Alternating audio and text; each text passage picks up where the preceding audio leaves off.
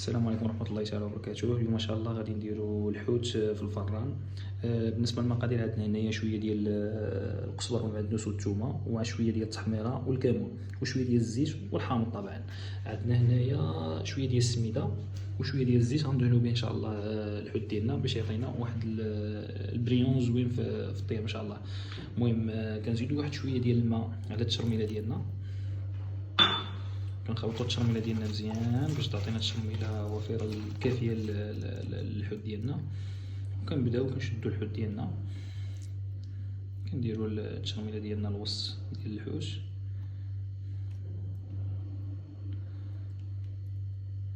كنستفوه في الطاوه.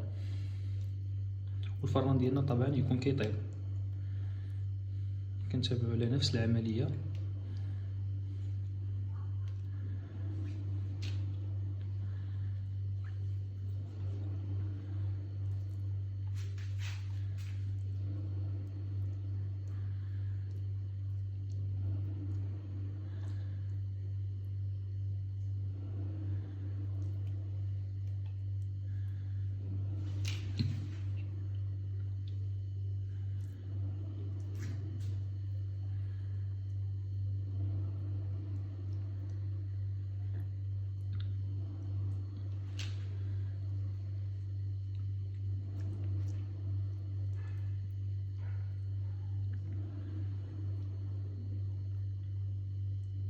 الوصفة زوينة بزاف وصحية في نفس الوقت.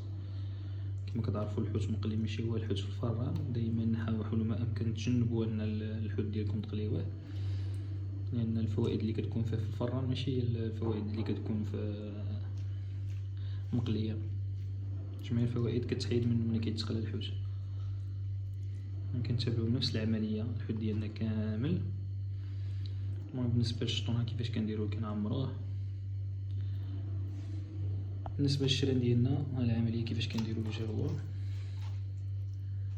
كنشرطوه بالموس وكنديروه في التشرميله ديالنا باش تدخل فيها التشرميله يطلق واحد المذاق يا ليل يا عين.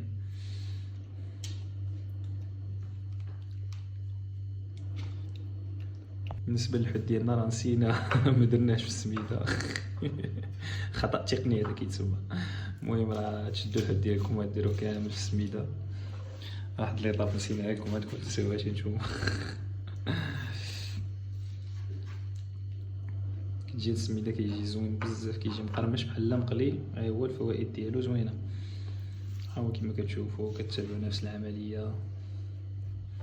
شدوا الحوت ديالكم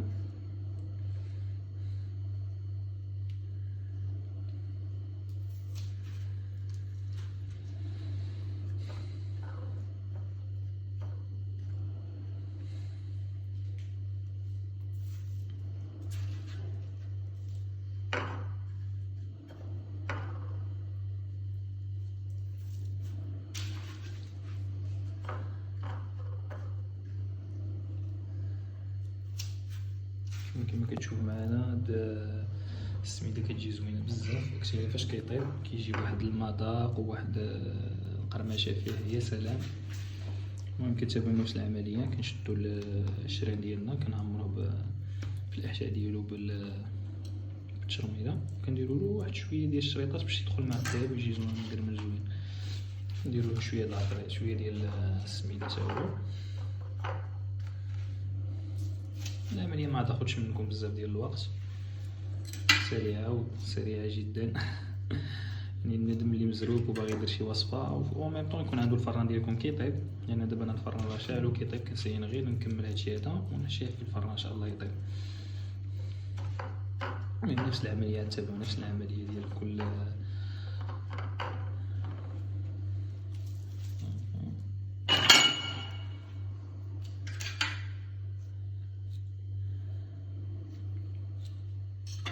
بالنسبه للاطا ديالنا نتوما كتشوفوا كيفاش تجي بعد ما استفناه، كتجي هكا مستفى. كنشدوا شويه ديال الزيت والشويته ديالكم وكنبداو دهنوه بالزيت باش كيتقرمش مزيان، كيجي مقرمش مزيان يا سلام في الفران. نتوما كتشدوا كل وحده كدوزوها باش كتجي فيها واحد التقرميشه يا سلام.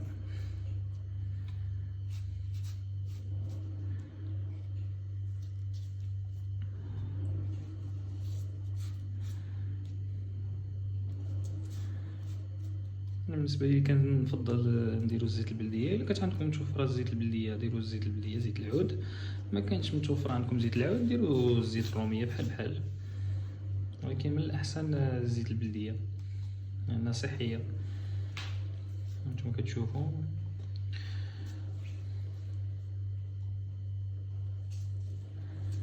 من بعد ما دهنا الزيت ديالنا في الحوت، نتوما كتشوفوا معنا اللاطه ديالنا كيفاش دهنات. دابا كنشدو الحوت ديالنا وكنديرو في الفران على درجه الحراره 230 من التحت ومن الفوق.